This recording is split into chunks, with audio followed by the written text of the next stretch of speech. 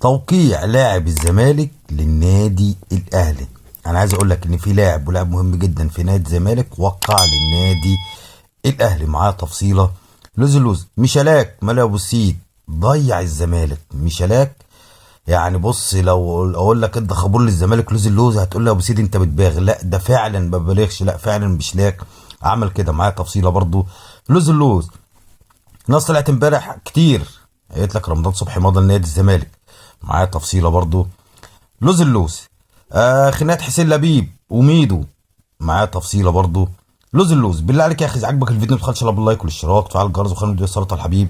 اللهم صل وسلم وبارك على سيدنا محمد وعلى اله وصحبه اجمعين. اذا عجبك الفيديو ما تبخلش على باللايك، ما عجبكش الفيديو برضو ما تبخلش على باللايك. واهم حاجه من اي حاجه الصلاه الحبيب الصلاه الحبيب الصلاه الحبيب.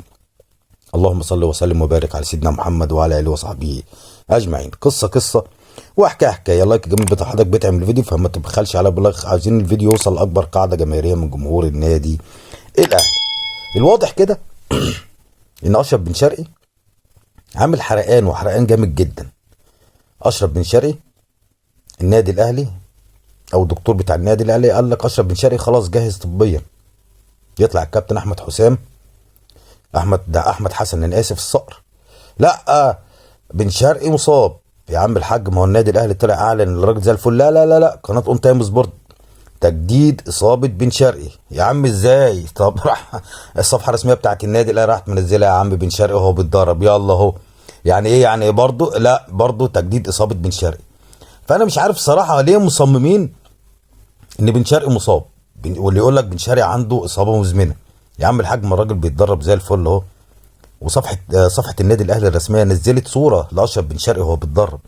بس الواضح كده ان احمد حسن ما اعرفش ماشي في سكه خالف تعرف، ماشي في سكه الهجاصين، ماشي في سكه اون تايم والناس الحلوه دي. بن شرقي زي الفل. بن شرقي بيتدرب مع النادي الاهلي. بن شرقي هيكون جاهز لمباراه نادي الزمالك اذا ما كانش مباراه الاسماعيلي اللي هي قبل مباراه نادي الزمالك. طيب صلى على الحبيب ودلك دلوقتي بعد اذن حضرتك.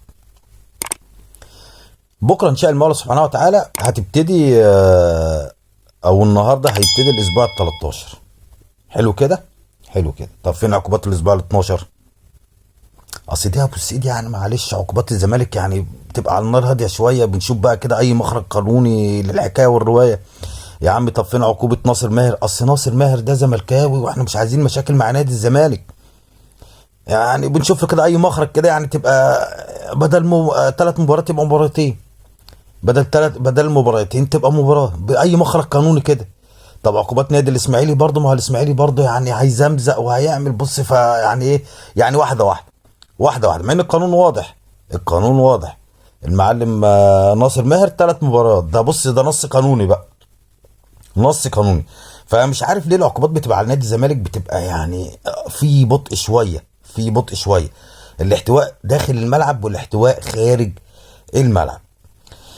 طيب بن شرقي، عايز اقول لك ان بن شرقي سافر للامارات من اجل تصوير حلقه رامز جلال. النادي الاهلي كبير، النادي الاهلي بيكبر اي حد بيدخل.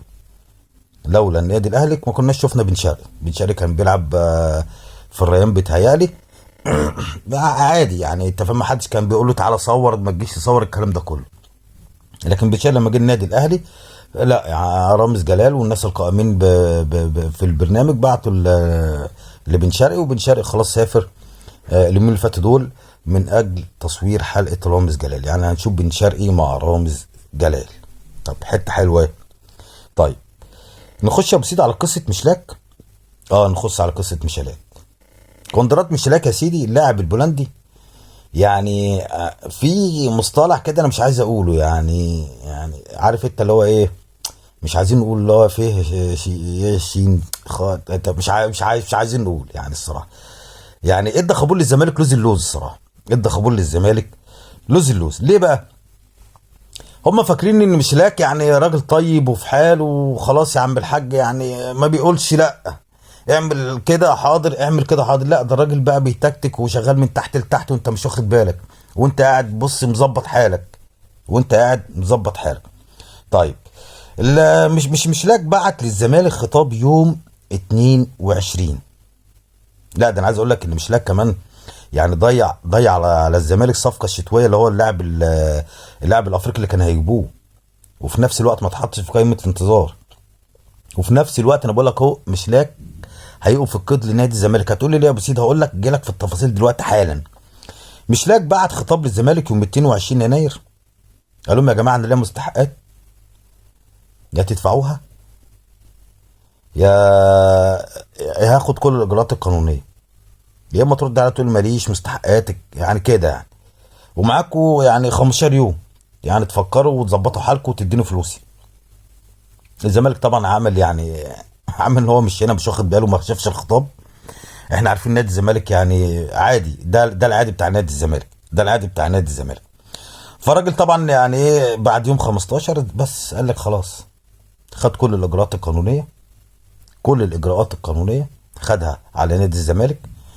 الراجل كان بيتدرب مع حاله منفردا، صور نفسه هو بيتدرب مع حاله كده، وبعت الصور للوكيل بتاعه. الوكيل بتاعه خد الصور، ملف حلو كده جميل، ابعت يا عم الحاج على الفيفا. الراجل ما بيهزرش، الراجل ما بيهزرش. الراجل بقى يا عم الحاج بيطالب بايه؟ بيطالب بال750,000 دولار اللي كان هياخدهم مع نادي الزمالك. لا ومش كده بس، بيطالب بقيمة عقده كله 1,700,000 دولار. ايه يا ابو سيد؟ 1,700,000 دولار اللي هو كان بياخدهم مع نادي السعودي ده، مع نادي احد بيتهيألي السعودي. يعني لا ده انا مش هاخد بقى 750، لا ده انا هاخد 1,700,000 دولار. يا سلام. لا ده مش لحد كده كمان، لا ده الفيفا كمان بقى ايه، هيوقف قيد نادي الزمالك لسوء معامله اللاعب، لسوء معامله اللاعب. يعني الراجل بص ادالي الزمالك لوز اللوز، يعني اداله خابور لوز اللوز، خابور 10 على 10. لا ده انا الزمالك مش هاخد ال 750، لا ده انا هاخد قيمه عقدي كامله. ماشي. لا وكمان انا هوقف لك القيد لسوء المعامله. حسين لبيب والكابتن احمد حسام ميدو عاملين مشاكل مع بعض. كابتن حسام ميدو قال لك يا عم الحاج كده كده راجل هيشتكي، فنحطه في قائمه الانتظار ونجيب اللاعب اللي هو مش عارف اسمه ساكا ده ولا اللي كان هيجيبوه ده. كده كده الراجل هيشتكي، فنحطه في قائمه الانتظار ونجيب اللاعب وخلاص. لكن حسين لبيب قال لك لا، ده راجل طيب يا عم الحاج، قلنا له اتدرب لوحدك، قال حاضر، ما تتدربش لوحدك، حاضر، والدنيا ماشيه يعني مش هيشتكينا. فالراجل راح اشتكى. ففي دلوقتي صدام بين الكابتن احمد حسام ميدو وحسين لبيب.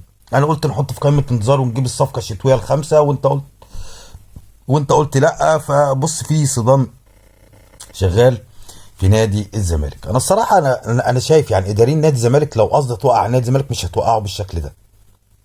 عندك لاعب هيشتكيك يا عم، ما تتفاوض معاه، ما تجيش يبقى لي 750 او 700 او 700 الف دولار تقول له انا هديك 350 وافسخ عقدك.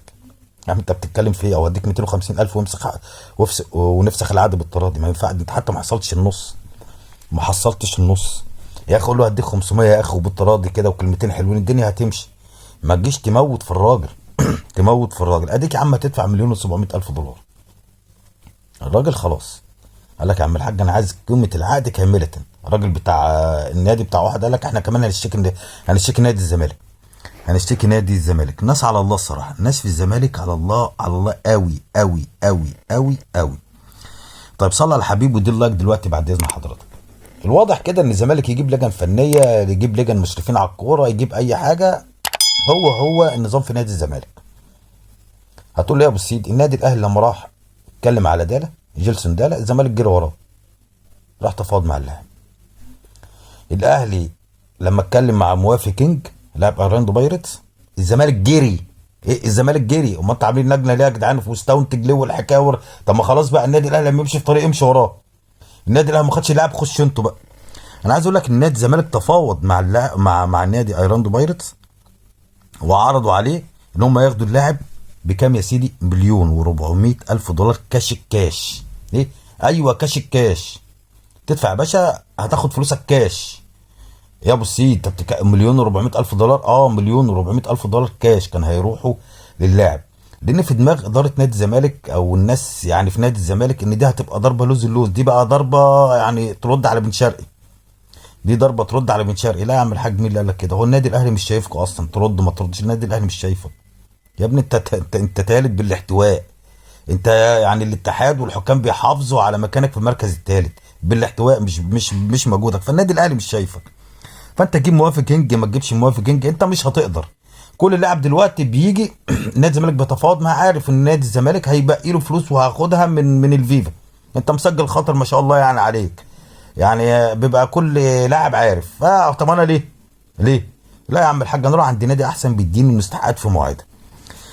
فالزمالك كان بيتفاوض مع موافق كينج، لكن النادي رفض. النادي قال لك يا عم الحاج انا ما رضيتش اديه للنادي الاهلي.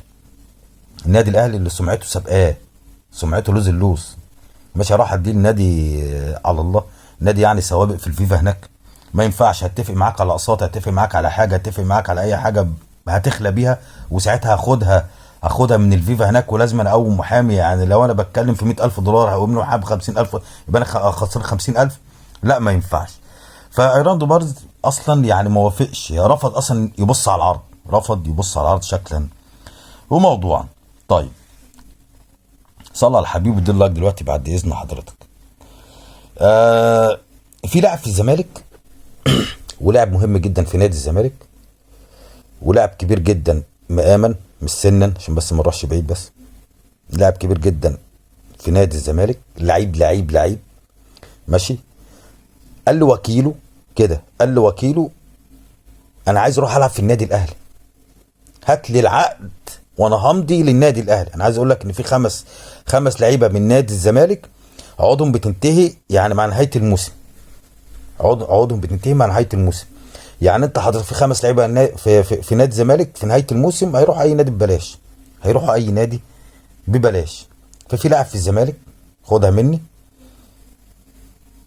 قال له وكيله بعد اذن حضرتك روح اعرضني على النادي الاهلي وانا مستعد امضي دلوقتي، وهمضي على بياض، مين اللاعب ده ابو السيد؟ مش هقول لك. طيب امبارح قلت لك عوده رمضان صبحي للنادي الاهلي، وفي ناس محبين بتاعد على الكابتن محمود الخطيب، رمضان صبحي يرجع. لكن في ناس على الناحيه الثانيه قالت لك بس رمضان صبحي مضى لنادي الزمالك، يعني من الصيف اللي جاي، يا جدعان. لا وايه بقى ناس اللوز يعني ناس اللوز هي اللي طلعت قالت. انا قلت لك ان رمضان صبحي امبارح قلت لك رافض الزمالك شكلا وموضوعا. يا عم بلا زمالك بلا مش الزمالك، انا مش عايز اروح نادي الزمالك. ولو انت مش واخد بالك، لو انت حضرتك متابع يعني معلش، يعني رمضان صبحي مجدد مع نادي بيراميدز.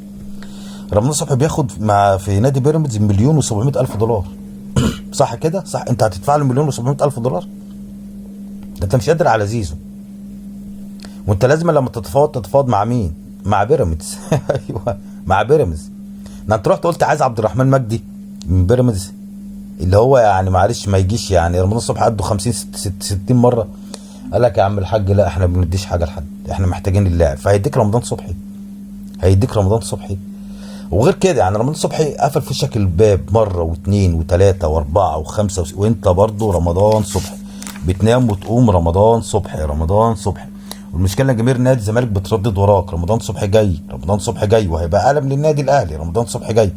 يا عم رمضان صبحي مش عايز نادي الزمالك، لازم تبقى واخد بالك. رمضان صبحي مش عايز نادي الزمالك. رمضان صبحي يعني مش سايب الباب موارب شويه، اللي هو ممكن يرجع النادي الاهلي، ممكن مسؤولين في النادي الاهلي يحنوا عليه على رمضان صبحي ويرجع النادي الاهلي. وعلى فكره ساعتها بيراميدز مش هيمانع، عشان بس تبقى ايه واخد بالك. بيراميدز مش هيمانع ان هو يبيع رمضان صبحي، او مثلا رمضان صبحي يفسخ العقد ويروح للنادي الاهلي، لان بيراميدز عايز يحسن العلاقات مع النادي الاهلي. لان لو هتلاحظ دلوقتي ما فيش، يعني احنا لعبنا بيراميدز اهو كان في طرد وكان في حركات وحلويات وفي حاجات في لغط تحكيم. بيراميدز ما طلعش يتكلم ولا طلع بيان، ولا عايز يحسن العلاقه مع النادي الاهلي. ومن نادي الزمالك يعني كده، يعني انت فاهم ازاي كلمه من الاخر، يعني ارمي له اي حاجه كده هيسكت وخلاص. فعوده رمضان صبحي للنادي الاهلي ممكن تكون سهله بالنسبه لبيراميدز والنادي الاهلي، لكن مع نادي بيراميدز والزمالك لا. بيراميدز ما صدق خد مكانك، بيراميدز ما صدق هديك واحد يقويك، انت عبيط. يعني انا خدت مكانك وهو بعافر مع النادي الاهلي ان اخد الدوري، انت فاهم ازاي؟ عافر مع النادي الاهلي اطلع مركز اول اهو، نطلع هو شويه انا شويه، وما انت كده انت تحت مش هتعرف توصل لنا. انا حتى لو متساوي معانا في النقاط كده انت هتقع، اه الحكام اللي مقومينك، بس هتقع برضه. فلا انا خدت مكانك، فانا مش هديك حد يقويك عشان ايه تطلع تاني، لا. خلاص انت كده كده بقيت في المركز الثالث. ده جميل قوي عليك كده، ده هو لايق عليك تلعب في الكونفدراليه بتاعت مراكز الشباب والدنيا تبقى حلوه. طب بالله عليك يا اخي، اذا عجبك الفيديو ما تبخلش لا باللايك والاشتراك وتفعل الجرس، واهم حاجه من اي حاجه الصلاه على الحبيب، الصلاه على الحبيب، الصلاه على الحبيب. اللهم صل وسلم وبارك على سيدنا محمد وعلى اله وصحبه اجمعين. اذا عجبك الفيديو ما تبخلش لا باللايك، ما عجبكش الفيديو برضو ما تبخلش لا باللايك، واهم حاجه من اي حاجه الصلاه على الحبيب، الصلاه على الحبيب. اللهم صل وسلم وبارك على سيدنا محمد وعلى اله وصحبه اجمعين، والسلام عليكم ورحمه الله وبركاته.